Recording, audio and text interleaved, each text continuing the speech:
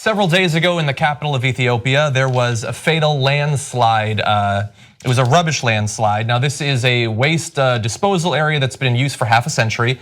Many people in that capital live around that to use it for salvage and things of that sort.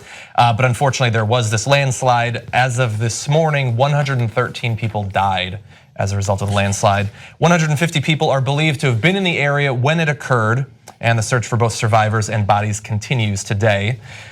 We also have the Dutch parliamentary election ongoing, but exit polls are in, and it's believed, the AP is reporting that Prime Minister Mark Rutte is actually going to win. And in fact, Wilders, the extreme far right candidate, what people call the Dutch Donald Trump, not only did his polling sink leading up to the election, but he's believed to have underperformed even those polls. So good news from my point of view. Yeah, well, so let me just jump in with two quick analysis of that. First of all, on Wilders, God bless you, Netherlands, for not being as crazy as we are. It's because they've legalized weed. Maybe they're mellower and they're calmer. Yeah, and my theory on Wilders losing is because of Steve King.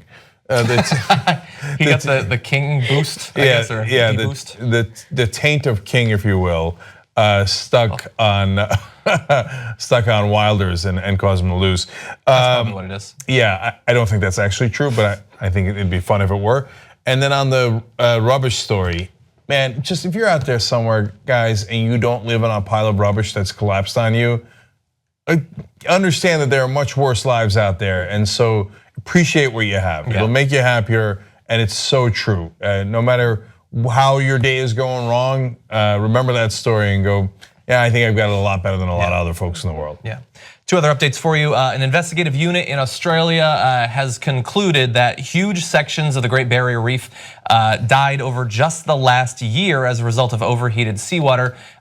Now, obviously, we've been following this story. We know that there's large sections of bleaching going on in the Great Barrier Reef, but these were sections that had previously been estimated to have been immune to this sort of bleaching for at least 3 decades. Wow. Died over the course of just the last year. And additionally, Attorney General Jeff Sessions announced today in a press conference that he believes that routine use of marijuana is, quote, only slightly less awful than heroin addiction. Oh. But don't worry, there's no crackdown on weed coming. He just thinks that you're basically heroin addicts. Yeah. Well, I mean, it's good to know that our Attorney General is not attached to science in any way, shape, or form. Okay, yeah. Well, now we know.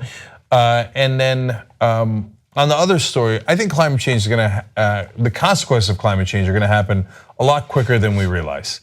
And part of the reason for that is that the scientists keep telling us, look, the things where we're warning you about dire consequences, those are our most conservative predictions.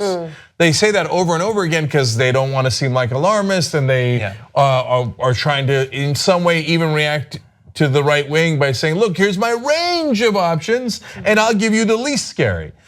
But what if it's in the middle? And then we get to those consequences quicker, which I think is beginning to happen. Yeah. What's the fear of actually being alarmist? Like, people go into the streets and they protest about climate change, which they should be. Like, what happens? Like, corporations are like, oh no, we have to change our policies suddenly, and that's what we want, right? Yeah, it depends on your situation, right? If you're, the example I always use, I remember this random Newsweek article. There's a military guy driving with his family. B gets into the car. Should you be alarmist then? No, because crashing the car is worse than the bee sting.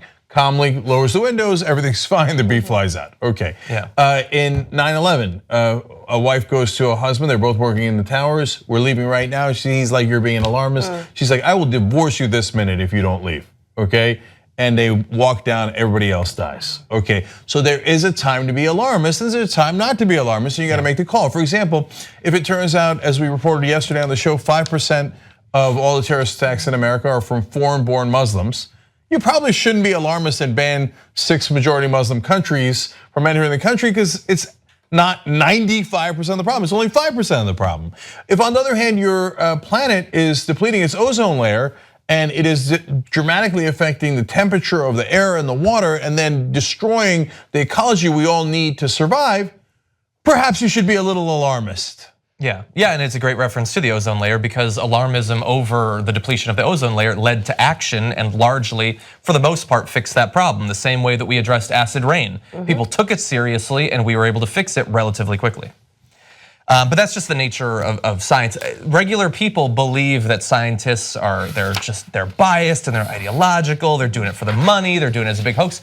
But overall, most scientists are incredibly conservative in the way they pursue the truth and how quick they are to advertise their conclusions. Most people just don't know that. And last thing on this, let's just review who's doing it for the money.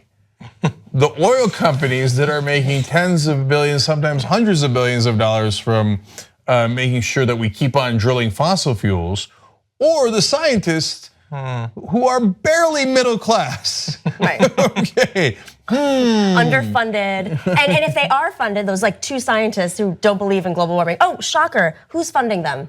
The oil companies funding their studies. Yeah. You remember all those billionaire professors? Oh yeah, neither do I.